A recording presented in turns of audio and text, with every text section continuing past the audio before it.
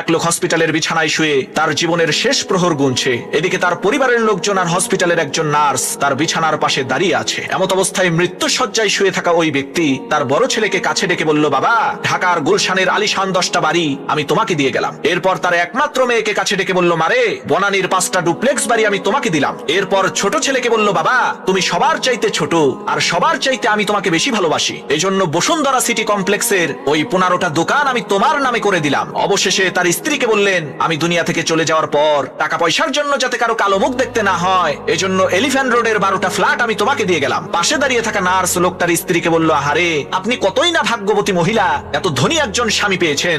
মৃত্যুর আগে আপনার স্বামী আপনাদেরকে কত ধনসম্পদ দিয়ে যাচ্ছে। নার্সের এই কথা শুনে লোকটার স্ত্রী বলল, কি সব যাতা বলেন, কিসের ধনী কিসের সম্পত্তি, আমার স্বামী তো পেপার বিক্রেতা, সকাল সকাল পত্রিকা বিতরণ করার জন্য আমাদের সবাইকে লোকেশন ভাগ করে দিচ্ছে।